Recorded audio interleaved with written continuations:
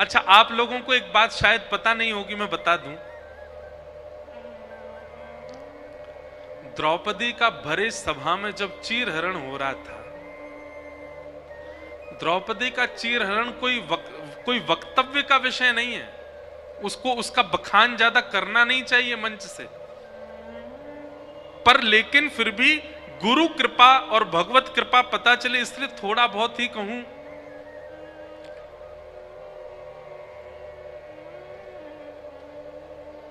ऐसा दृश्य था द्रौपदी चीरहरण का कि जिसको कोई देख नहीं सकता।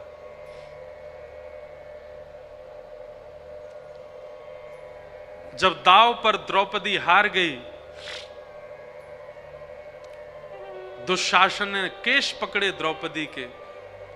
अत्यंत पवित्रात्मा द्रौपदी, जिनका नाम पंच कन्याओं में शास्त्रों में बताया। रोज सुबह उठकर के यदि पंच कन्याओं को प्रणाम किया जाए, जिसमें एक द्रौपदी है, तो उसका दिन मंगल में होता है। ऐसी पवित्रा द्रौपदी, उसके केश पकड़ करके घसीट रहा है दुशासन भरे सभा में।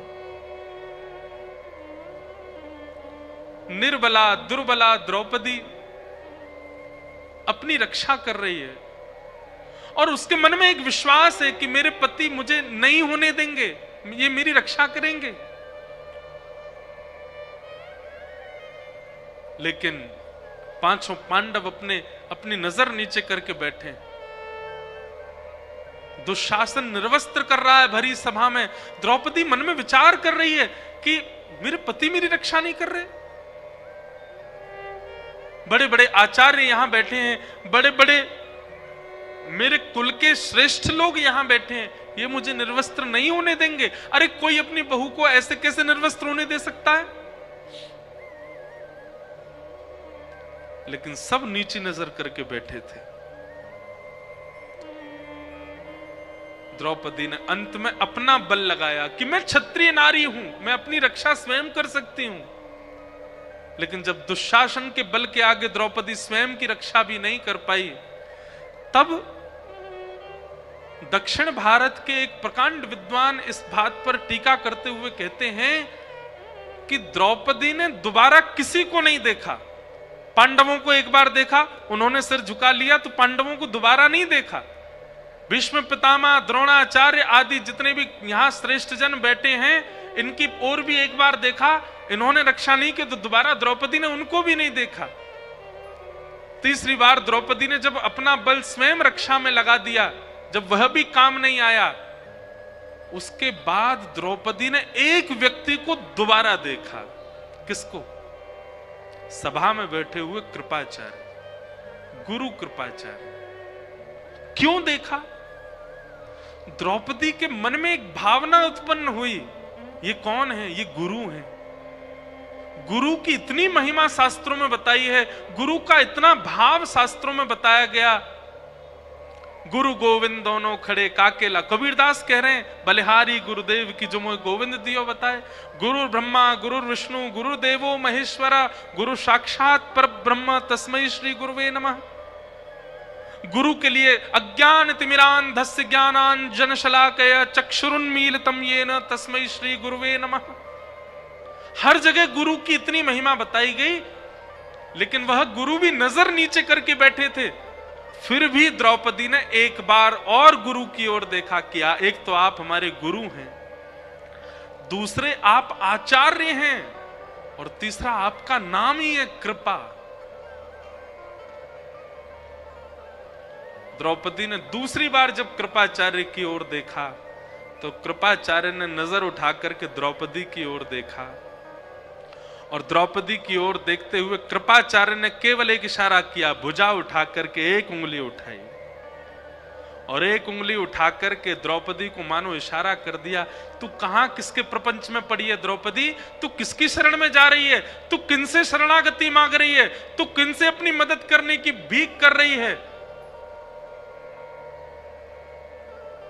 तेरी रक्षा केवल एक कर सकते हैं, और वो एक इस ब्रह्मांड के नायक, इस ब्रह्मांड के जगत नियंता, जगदाधार, जगदीश्वर हैं। एक बार उनको पुकार।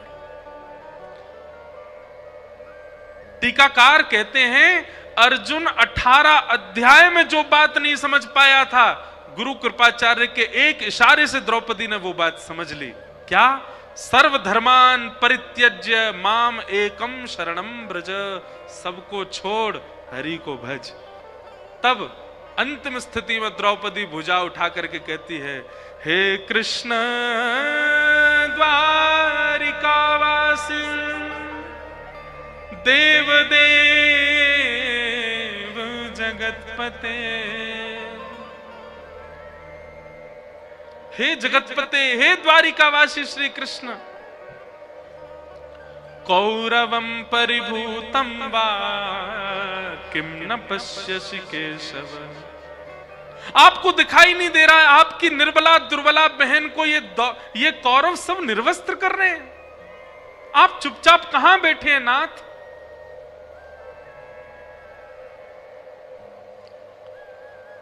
गुरु कृपाचार्य के एक इशारे से द्रौपदी समझ गई मुझे किसको पुकारना है। सूरदास जी का एक पद है, प्रभु जी मोरी क्या बिगड़ेगी, जाएगी लाज तुम्हारी। मोपति पांच पांच के तुम पति, सोपति काहे बिसारी। मेरे 5 पति हैं, पर मेरे 5 पतियों के भी पति जगतपति आप हो, मैं आपको कैसे भूल सकती हूं। भीष्म द्रोण और कर्ण दुशासन, भीष्म द्रोण और कर्ण दुशासन, इन मुरी लाज उघारी। प्रभु जी मोरी क्या बिगड़ेगी, जाएगी लाज तुम्हारी। और अंत में तो कह दिया, शूर शाम तुम पछताओगे, कब? जब मुझे देख उघारी।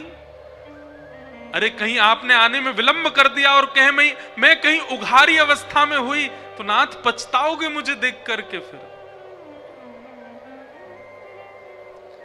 कहते हैं भगवान श्री कृष्ण रुक्मणी जी के साथ द्वारिका में चौसर खेल रहे थे जिस समय द्रौपदी पुकार रही थी।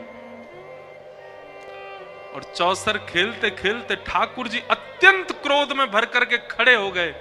रुक्मणी जी ने चरण पकड़ लिए, नाथ क्या हुआ, आप इतने क्रोध में? भगवान ने दोनों मुट्ठियां बांध ली और कहने लगे, रुक्मणी जी आप प्रस्थान करो, वैकुंठ को प्रस्थान करो। क्यों? बोले क्योंकि अब यह पृथ्वी नष्ट होने वाली है, ब्रह्मांड नष्ट होने वाला है। मेरी अनन्य भक्ता द्रौपदी का चीरहरण किया जा रहा है। इस ब्रह्मांड को मैं नहीं रहने दूंगा जिस ब्रह्मांड में मेरे भक्त का चीरहरण किया जा रहा है। रुक्मणी जी ने समझाया, बोले नाथ इस ब्रह्मांड में अनेक भक्त रहते हैं, अनेक वैष्णव रहते हैं। एक भक्त के लिए आप पूरे ब्रह्मांड को नष्ट करेंगे, कितने भक्त मर जाएंगे। ऐसा मत करो नाथ। ठाकुर जी कहने लगे, तो फिर मैं हस्तिनापुर को नष्ट कर दूंगा। रुक्मणी जी कहने लगी, हस्तिनापुर में विदुर जी भी तो रहते हैं, हस्तिनापुर में 5 पांडव भी तो हैं, हस्तिनापुर में भीष्म पितामह भी तो हैं, ये भी तो आपके भक्त हैं।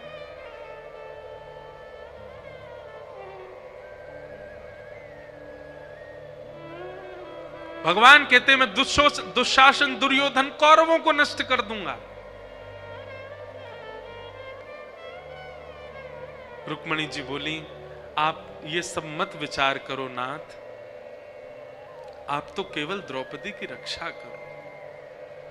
और भगवान का एक नवीन अवतार हुआ उस दिन। कौन सा? वस्त्रावतार। ठाकुर जी ने वस्त्र रूप धारण किया। दुशासन की भुजा थकित भई, वसन रूप भय श्याम। ठाकुर जी वस्त्र बनकर के प्रकट हो गए, खींचते। और सुनो बंधुओं, हमारे कृपालु नाथ जिस समय द्रौपदी की रक्षा करने के लिए पधारे थे, उस समय द्रौपदी रजस्वलावस्था में थी, उस अवस्था में है जिस अवस्था में स्पर्श नहीं किया जा सकता। पर ठाकुर जी वस्त्र बनकर के आए, स्पर्श की तो क्या कहें, पैर के नख से लेकर के सिख तक भगवान ने अपने अंक में भर लिया हो, मानो द्रौपदी को कोई निर्वस्त्र ना कर सके। वशन रूप भैसा। और एक बात कहें, उसी दिन दुर्योधन, दुशासन, भीष्म पितामह, द्रोणाचार्य, कृपाचार्य, धृतराष्ट्र, इन सबका अंत निश्चित हो गया था। भगवान गीता में कहते हैं, जब अर्जुन सबको मारता है, भगवान कहते हैं अर्जुन मरे मरायों को मार रहा है तू, ये पहले ही मर चुके हैं, मेरी दृष्टि में पहले ही गिर गए थे। बस योजनाएं बनाई जा रही थी कि इसको कैसे मारना, उसको कैसे मारना, बाकी ये तो मरे हुए मुर्दे हैं सब। तो ये बात, ये कथा मैंने क्यों सुनाई आपको? द्रौपदी ने आज अश्वत्थामा को छोड़ दो, यह बात अर्जुन से कहते हुए अंत में कहा कि हमारे गुरु का बेटा है, वही गुरु कृपाचार्य जिन्होंने भरी सभा में मुझे संकेत, भले ही कृपाचार्य कौरवों के पक्ष में थे, पर हैं तो वो गुरु। बंधु, गुरु शब्द बहुत पवित्र है। गुरु व्यक्ति कैसा भी हो, गुरु व्यक्ति का स्वभाव स्वरूप कैसा भी हो, यदि शिष्य की निष्ठा श्रेष्ठ है तो गुरु अपने आप श्रेष्ठ हो जाएगा। गुरु का गुरुत्व शिष्य के शिष्यत्व पर निर्भर करता है। पति का पतित्व पत्नी के पातिव्रत पर निर्भर करता है। पत्नी का पतित्व, पत्नी का पत्नित्व पति के पत्नीव्रत पर निर्भर करता है।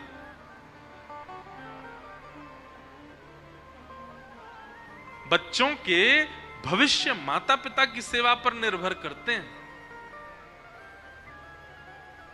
चाहे बच्चा कितने भी अच्छे काल में जन्मा हो, चाहे बच्चे का कितने भी अच्छे हॉस्पिटल में जन्म हुआ हो, चाहे वो बालक कितनी भी सुख सुविधाओं में रहा हो, लेकिन परवरिश माता पिता ने उचित नहीं की होगी तो बालक अच्छा बन ही नहीं पाएगा।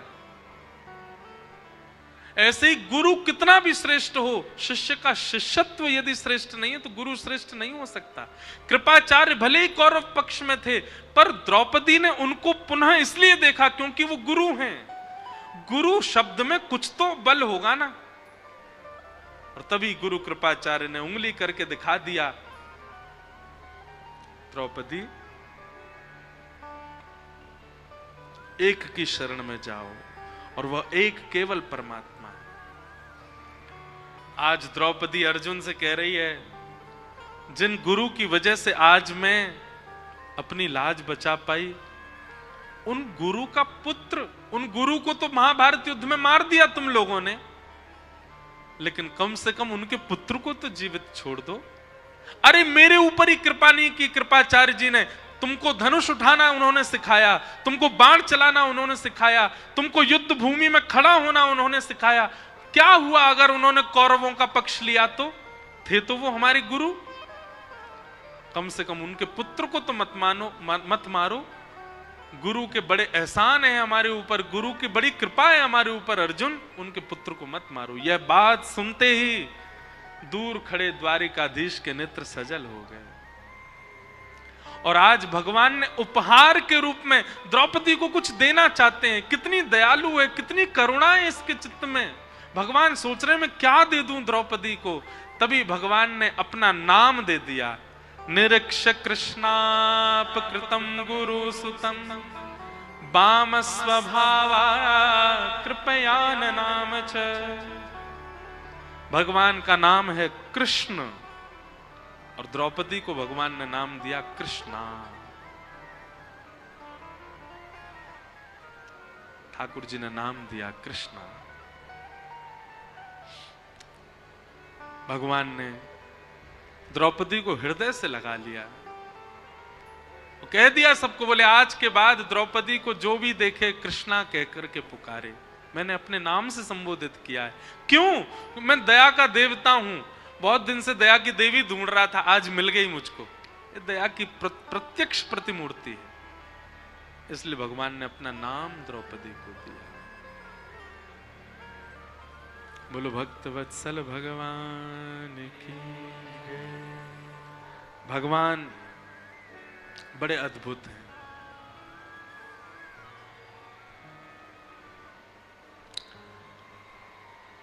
अश्वत्थामा को जीवित छोड़ दिया। आगे फिर कथा बढ़ती है। अश्वत्थामा पुनः बदला लेने के लिए उत्तरा के गर्भस्थ शिशु पर बाण छोड़ देते हैं। भगवान गर्भ में जाकर के उस बालक की रक्षा करते हैं। कुंती भगवान की स्तुति गाती है, भीष्म पितामह भगवान की स्तुति गाते हैं, और फिर ठाकुर जी अपनी लीला पूरी करके द्वारिका प्रस्थान करते हैं। पांडव स्वर्गारोहण को चले जाते हैं। परीक्षित राजा को राज्य गद्दी पर बिठा दे। राजा परीक्षित को कलयुग प्राप्त होता है। कलयुग को पंच स्थान देकर के राजा परीक्षित स्वयं भटक जाते हैं और उनको 7 दिन में मरने का श्राप लगता है। तब शुकाचार्य जी आकर के राजा परीक्षित को कथा सुनाते। ये पूरा क्रम। अब सुखदेव जी व्यास मंच पर बैठे हैं, परीक्षित कथा सुन रहे हैं। ये प्रसंग हम सुनेंगे कल 2 बजे से। आज की कथा को यहाँ विश्राम देते हैं। आज कथा में जिनके भाव से संपूर्ण आयोजन बड़े आनंद से हो रहा है, कृष्णा गौर जी आई हैं, उनका बारंबार अभिनंदन। और देखो यह भी संयोग है, इनका जब आना हुआ उसी समय द्रौपदी का नामकरण कृष्णा हुआ। और जैसे द्रौपदी के पथ प्रदर्शक ठाकुर जी हैं, ऐसे इनके पथ प्रदर्शक भी ठाकुर जी हैं। वही इनको पथ दिखाते हैं।